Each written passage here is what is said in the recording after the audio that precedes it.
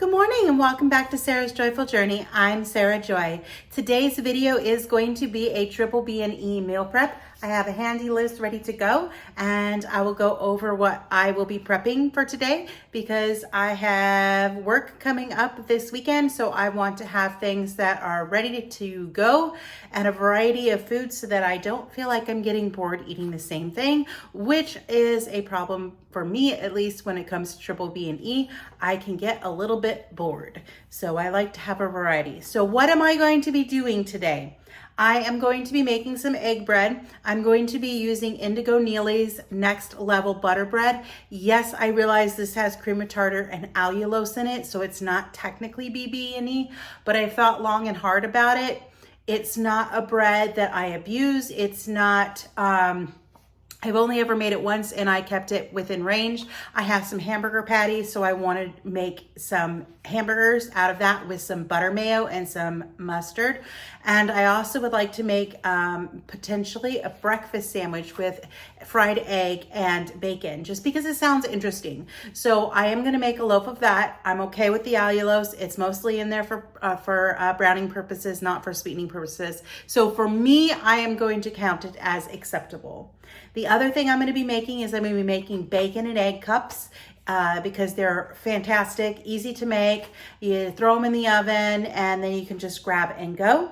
I have some hamburger patties that I got from Winn-Dixie last night, so I'm going to cook those up. Again, those can be eaten plain, or like I said, I'm going to try to make some sandwiches out of them. I have some meatballs, and then I went and I got more eggs this morning because that was one thing that I forgot. And while I was at Publix, I found some pork belly. So I'm gonna cook up some pork belly chunks. And then I also found salt pork. I have used salt pork before when I'm like cooking beans and lentils, but I'm kind of curious to see what it's gonna be like all on its own. So I'm gonna cut this up in small chunks, cook it. I heard it's really good for rendering fat, and I might cook some eggs in it for this morning after I render the fat out of that. And then I can add it to like ground beef or throw it on top of a burger and my bread or whatever. So I figured just having some of that prepped to go. I might also cook up some bacon so that bacon is ready to go as well. The good thing is it's about 50 degrees outside, which is Florida cold. So being inside and using the oven today is not going to be a big deal. All right, I think I am ready to get started. I am going to cook the pork belly. I'm gonna get that cut up and put into a skillet, and then I will also use another skillet and I will cook the salt pork and then get started on the butter bread. All right, let's get going.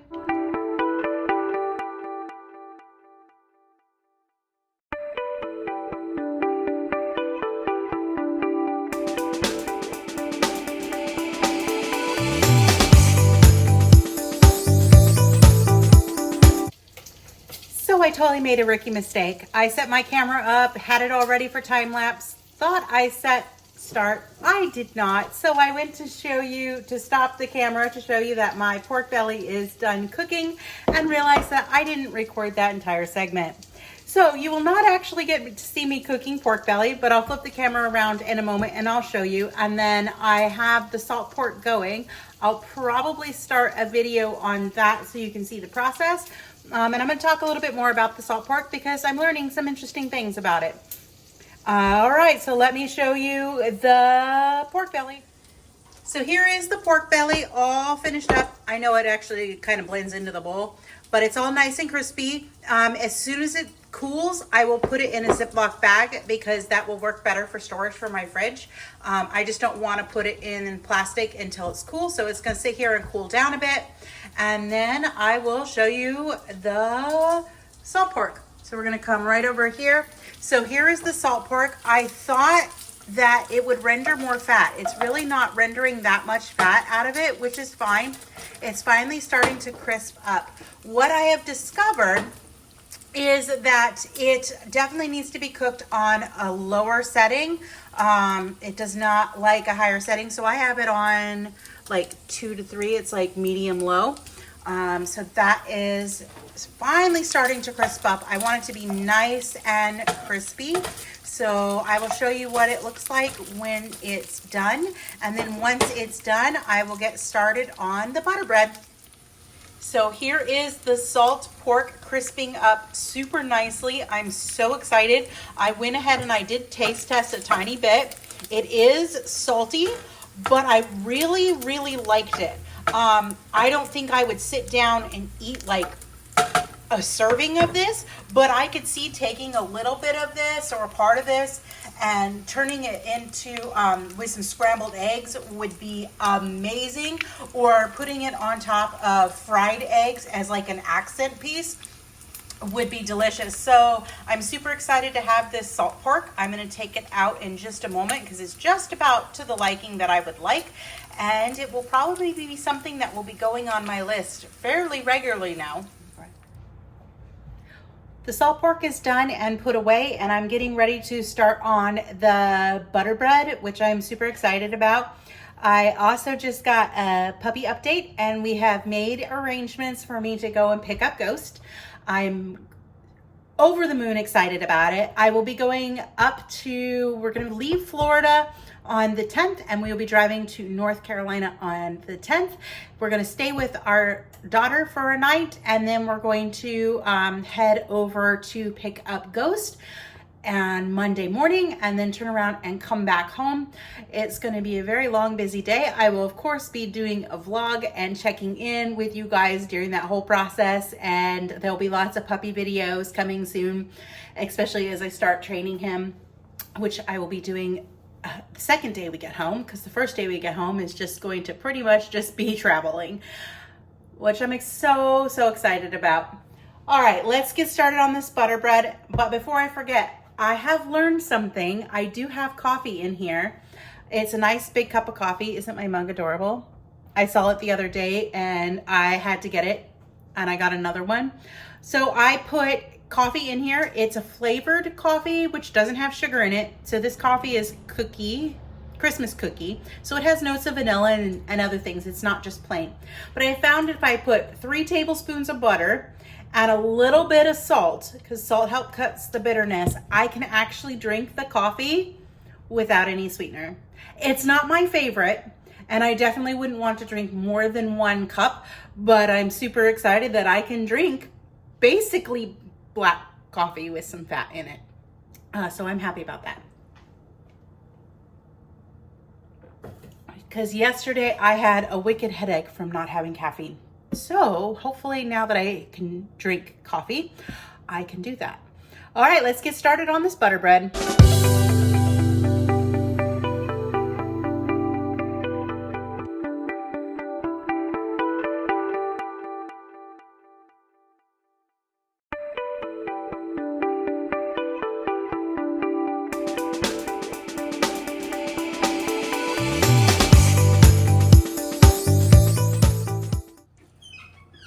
All right, so I finished my batter, and I'm gonna go ahead and I'm gonna get it into my silicone loaf pan. I did spray the pan. Last time I made this, I used parchment, but I think that just a little bit of spray is gonna help. Hopefully not have this stick too much. And I'm just trying to be super gentle here. Egg loaf batter is not something I'm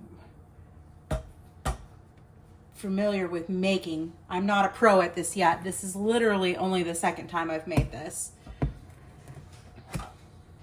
So I'm just gonna try and get it as loaf shaped as I possibly can.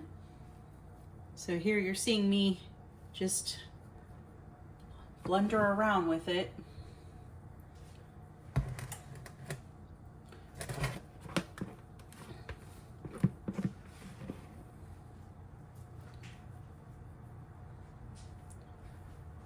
I am going to need to get a pan to put this on so that it doesn't spill all over my oven.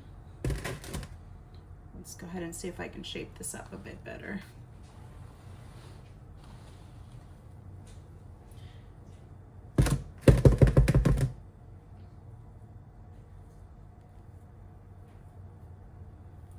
I I'm an experienced bread baker, but this is new territory for sure. My loaf pan might actually be a little on the small side, but it is what it is. All right, so there you have it, my not so pretty looking loaf that is going to go in the oven in just a moment. Well, my bread is done and cooling, and I'm going to put it on another counter to finish cooling, and then I'm going to get started on my bacon egg cups. I'm going to get started on the bacon egg cups. I have my oven set to 400. So to do these, you need 4 ingredients. You need eggs, bacon, salt and pepper, and a muffin tin, but that's not really an ingredient. All right, so I will walk you through the process and we'll get these bacon and egg cups started and ready to go. All right, I have my muffin pan ready to go, and I'm gonna just open this bacon. We're gonna take a slice of bacon around and put it around each cup, and then it's gonna go in the oven for 10 minutes. Now for this, I am using thin sliced bacon or regular bacon. I'm not using thick sliced bacon. If you use thick sliced bacon, you may want to pre-cook it for a little bit longer. But I'm just going to lay those out around the cups.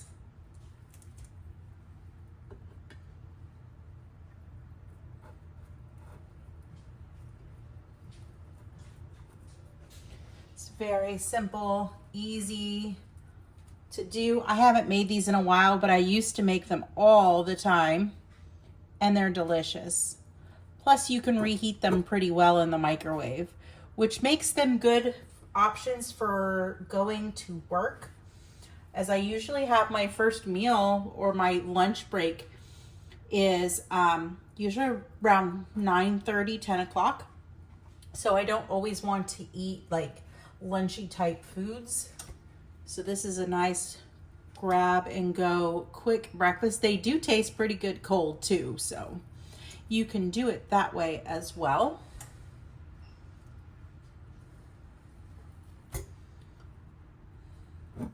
Right now we're trying to decide if we want to go out. There's a meat packing place around here that has bacon on sale right now, where you can get 7.5 pounds of bacon for $30. I'm trying to decide if I should just go ahead and go get some bacon and cook up a bunch of bacon, but we haven't made up our mind yet. I'm just gonna finish wrapping this around. And then once these are wrapped around, you're gonna go ahead and you're gonna put your cups in the oven for about 10 minutes. You just want to start cooking this bacon so that it gets crisp.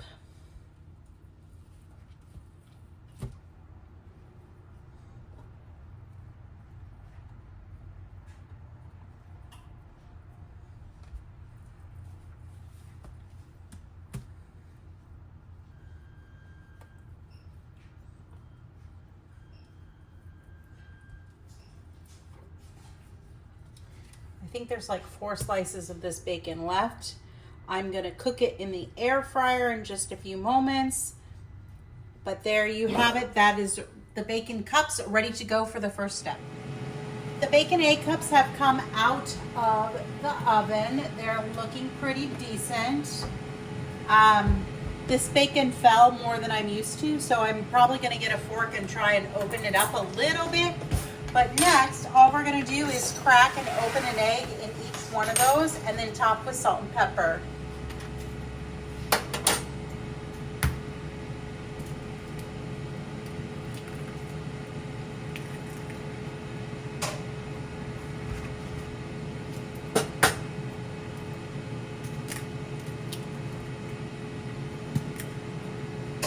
And my air fryer is cooking the last of the bacon. I don't think for me it really matters at this point if the bacon's not open. You can do it where you do it all in one step, but the bacon tends not to get as crispy. And I like my bacon to be a little bit more crispy.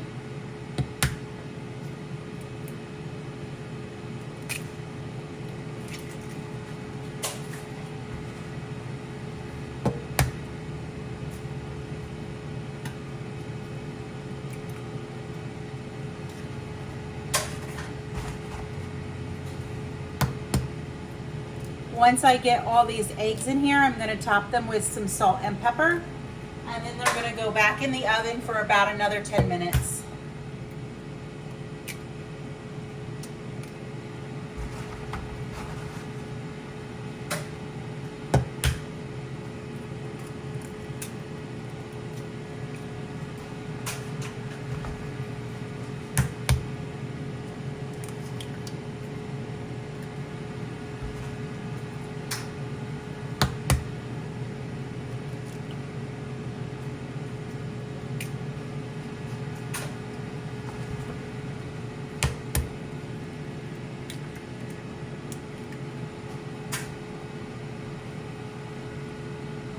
Let's get a little bit of salt and pepper on these.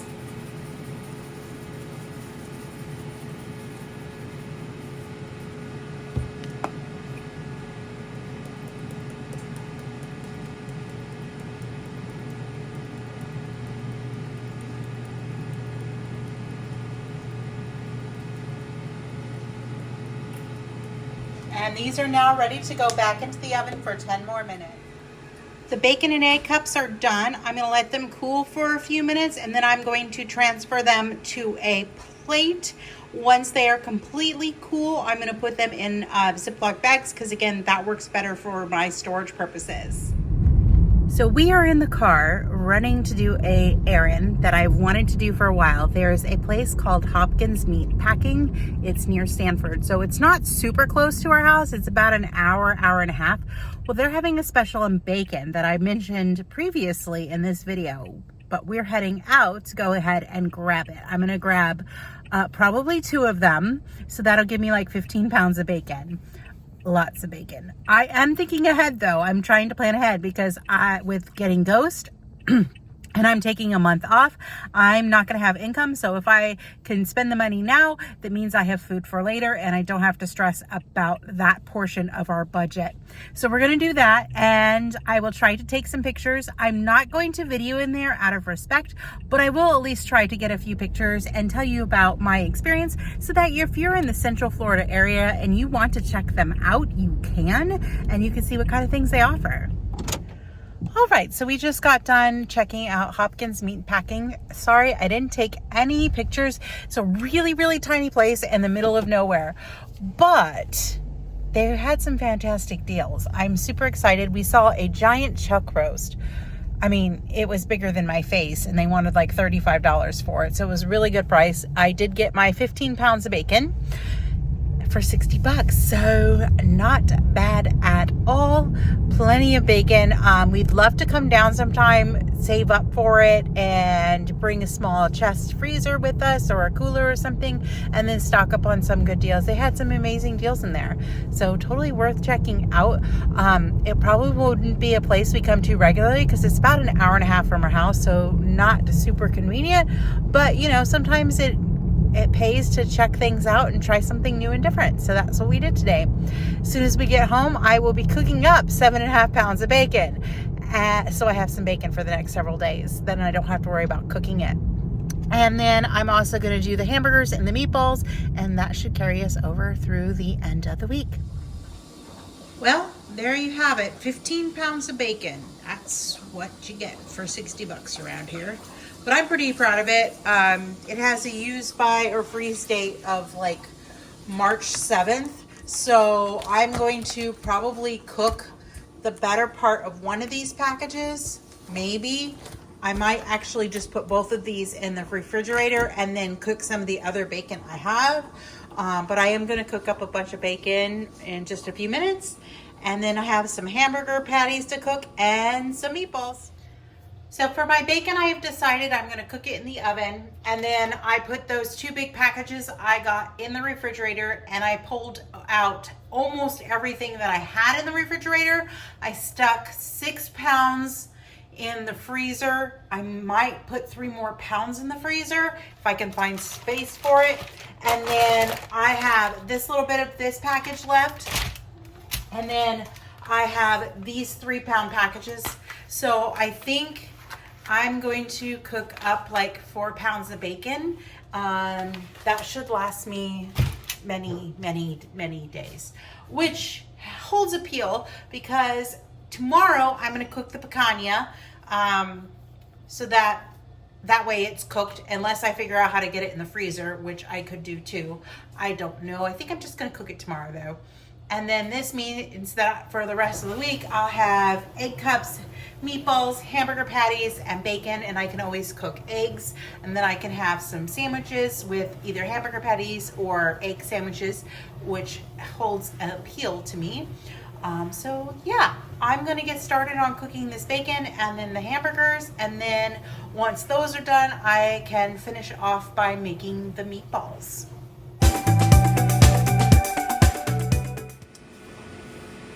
The air fryer is heating, and I just opened these because we're gonna cook these. I have my first batch of bacon in the oven, and then I have 10 hamburger patties I'm going to cook up in the air fryer.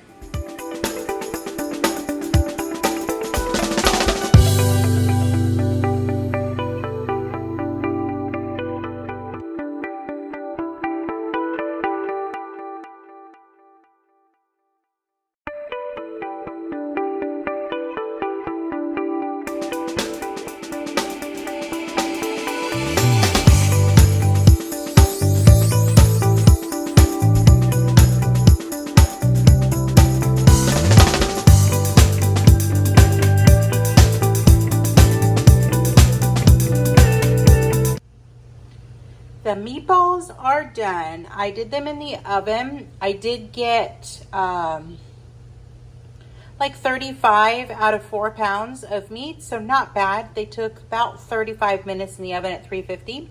So I'm gonna let these cool, and then I'm gonna pop the lid on it. But that is the last thing I have to do today.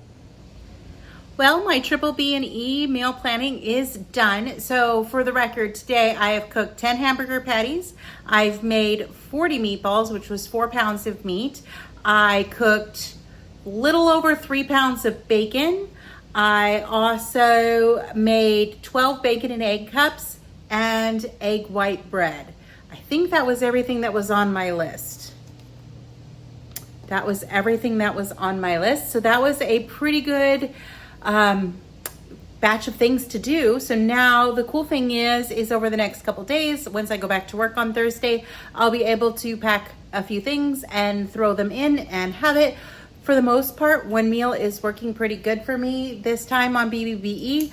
Today I did have 2, but you'll see that in a separate video. So if you want to see more meal prep videos, be sure you like and subscribe, and leave a comment down below and tell me what your favorite item is to meal prep.